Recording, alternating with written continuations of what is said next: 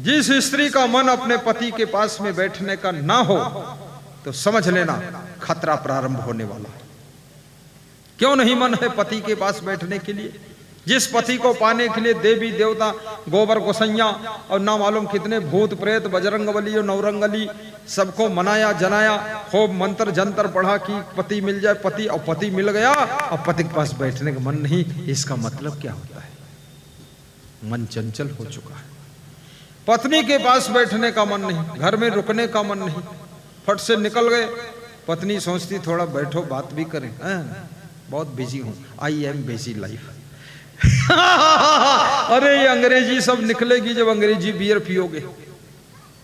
फालतू बात बोल रहे हो। पत्नी के पास बैठने का मन भी होना चाहिए पति का, और पति के पास बैठने का मन पत्नी का होना चाहिए, और बेटे बेटी का मन अपने माँ बाप के पास बैठने का होना चाहिए, और बहू का मन अपने सासू के पास बैठने का होना चाहिए, और सासू के पैर भी दबा देना चाहिए।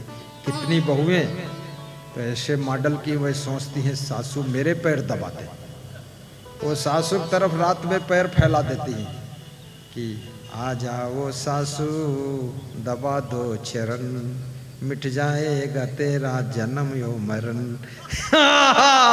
बहुत नालायक बहू है। अरे सासू से पैर दबवाना चाहती है। सासू की सेवा को दुकान में भी मन लगना चाहिए,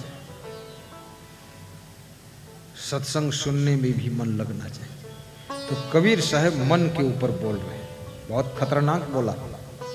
नर हरि लाग, यदि तुम्हारा मन हरि में लग जाएगा,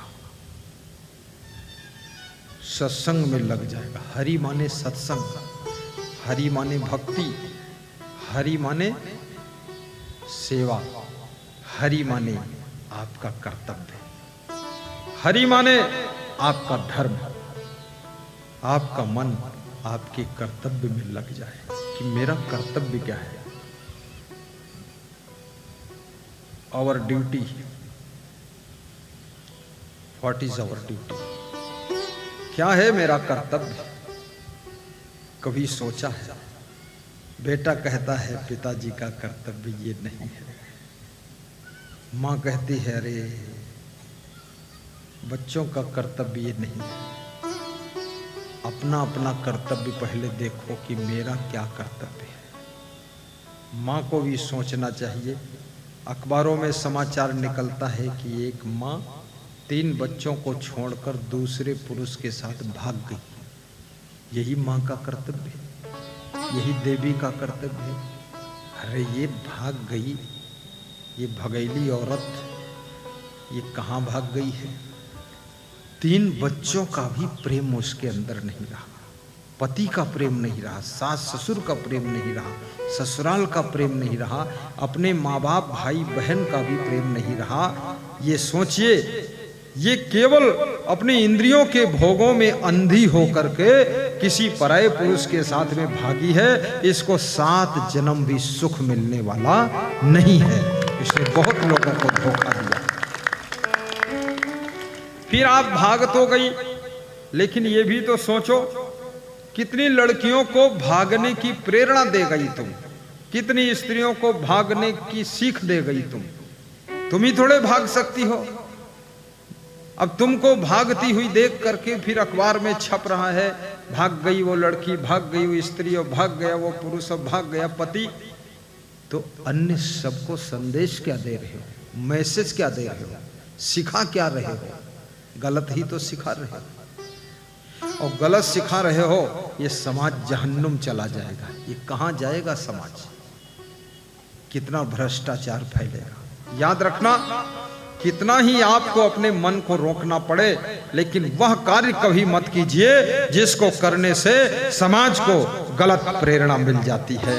वो कार्य कभी नहीं करना चाहिए। बोलिए सद्गुरु भगवान की जय। किसी बाप को दारू नहीं पीना चाहिए। आप दारू पीते हैं, भांग खाते हैं, अफीम खाते हैं, बीड़ी सिगरेट पीते हैं, आपके बच्चों को क्या प्रेरणा मिलेगी?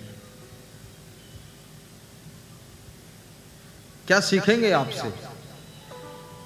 क्योंकि आपका हर कार्य प्रेरणादायक होता है। आप जो भी करते हो पड़ोसी सीख रहा है, आजू बाजू के लोग सीख रहे हैं। इसलिए आप सत्संग में बैठकर सो रहे हो तो इससे प्रेरणा क्या मिल रही लोगों को? इससे घटना घटित हो रही है, सत्संग में सो रहे हो तुम। एक तो सत्संग सुनाने वाले का मनोबल कमजोर कर रहे हो, क्योंकि सत्संग सुनाने वाला भी मन में सोचता है सत्संग में कोई दम नहीं है, रस नहीं, इसीलिए तो ये सो रहा है यहां।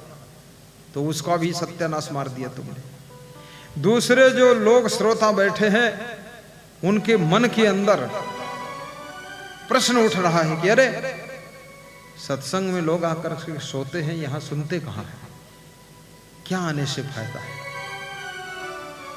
सोने का स्थान भी सही चुनाव करिए।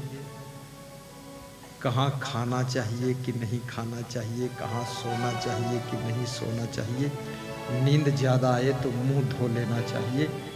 गाड़ी चला रहे हैं आप, सो जाएंगे तो क्या होगा?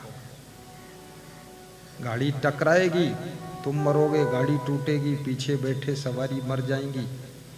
वहां सोना नहीं है, गाड़ी खड़ी करो, मुंह धो लो, पानी पी लो थोड़ा, फिर चलाओ। फिर भी नींद आए तो गाड़ी रोक दो, सीट पर लेट जाओ।